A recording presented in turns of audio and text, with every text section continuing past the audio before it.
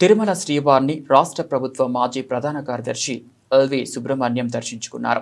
LV సుబ్రహ్మణ్యంకు TTD అధికారులు దర్శన ఏర్పాట్లను చేశారు. దర్శన అనంతరం ఆలయంలోని రంగనాయక మండపంలో వేద పండితులు వేదాశీర్వచనం చేయగా ఆలయ అధికారులు స్వామివారి తీర్థ ప్రసాదాలను అందజేశారు. ఏఐ పేరుతో టీటీడీ ధనాన్ని వృధా చేయడం మంచిది కాదని సూచించారు.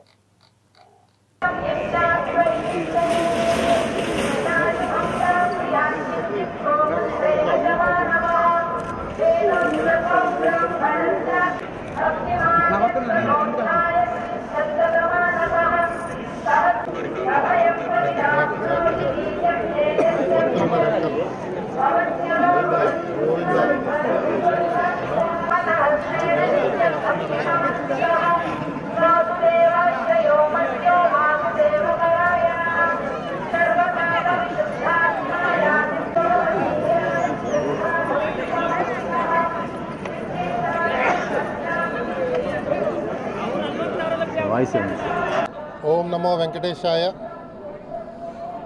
నిన్న తిరుపతిలో కంచి కామకోటి పీఠాధిపతి స్వామివారి యొక్క ఆధ్వర్యంలో వారి సమక్షంలో జరిగిన అగ్నిహోత్ర సదస్సుకి రావడం జరిగింది. ఈరోజు స్వామివారికి వచ్చి మరొకసారి దర్శనం చేసుకుని వారి యొక్క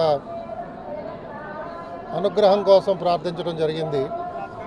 తిరుమల తిరుపతి దేవస్థానం యొక్క విశిష్టతను మనం అనునిత్యం కూడా చూస్తున్నాం. అనేక ప్రాంతాల్లో జరుగుతున్న ధర్మ ప్రచార కార్యక్రమాలకి ఇంకా గొప్ప ఊపు ఇవ్వవలసిందిగా నేను మనస్ఫూర్తిగా మన చైర్మన్ గారిని మరొకసారి కోరుతున్నాను.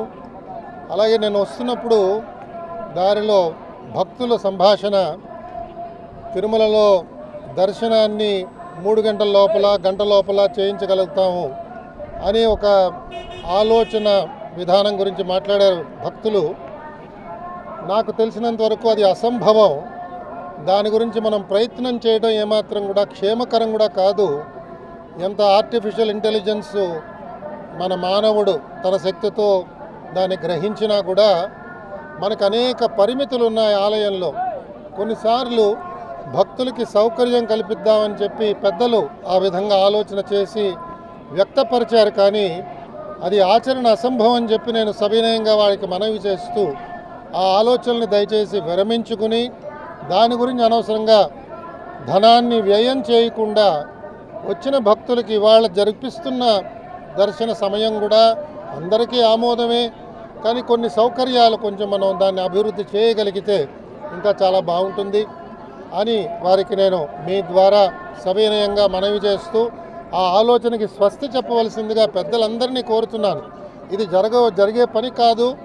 ఇంతకు పూర్వం మనం చూసాం, అనేక మంది ఎగ్జిక్యూటివ్ ఆఫీసర్లు, చైర్మన్లు అనేక ఆలోచనలు వారు ప్రయత్నం చేశారు.